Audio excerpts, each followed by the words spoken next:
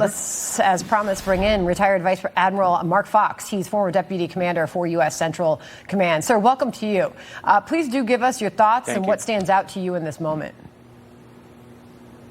Well, you know, this president is unorthodox. He's unpredictable. He's unconventional. And that's a strength in negotiations. I think we hold all the cards in this particular case. The Iranian economy depends on the flow of oil, and they're going to reach the point, they are reaching the point now where they don't have any place to put the oil that's being produced, which means they're going to have to shut down their wells, which is a whole other sequence of events that will make life more difficult for them. So I would not predict absolutely that we're going to have more combat operations, but that's certainly something that is an option for the president. And I would expect that Admiral Cooper is having that kind of conversation with the president to say, here's your span of options and here's what we could do. Okay, so here is President Trump on Iran saying that it has come a long way. This is from the Oval Office yesterday, sir. Listen. They've come a long way.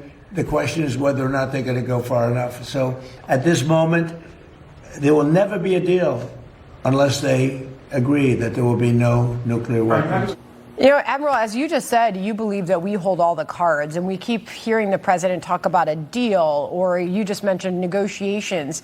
Are we talking a deal or negotiations? Are we talking we're looking for all-out surrender here? Well, what's going on in Iran right now is they're kind of consolidating who really has the power in Iran. I don't think it's the Ayatollah. He hasn't been seen, as it was pointed out earlier, since the very beginning of this conflict. But the IRGC, the Iranian Guard Corps, the Revolutionary Guard Corps, they're the ones who are the hardliners, and they're the ones who also hold power. So I don't see this regime willingly giving up their nuclear aspirations. I honestly don't.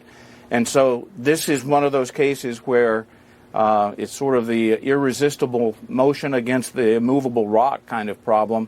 And as I said, I think we own all of the cards in this situation, and it's a function of how long their economy will take to collapse before they've got to deal with that. Well, you know, I don't see that this regime is willing to negotiate.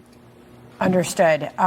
You know, this is all happening, and the president is taking this action as there's continued resistance from Democrats in Washington. This was at the hearing earlier, the Senate hearing, with the Secretary of War, Pete Hegseth, an exchange he had with Senator Gillibrand. Watch. There's no evidence that we are safer because of this war. We did not have any evidence that Iran intended to imminently attack this country in any way, shape, or form. Do you not believe them when they say death to America?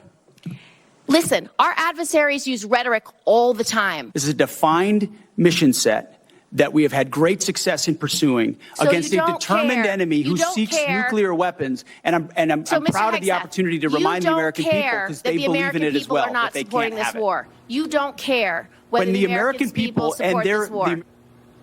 Vice Admiral Fox, I wonder what you think when you heard that.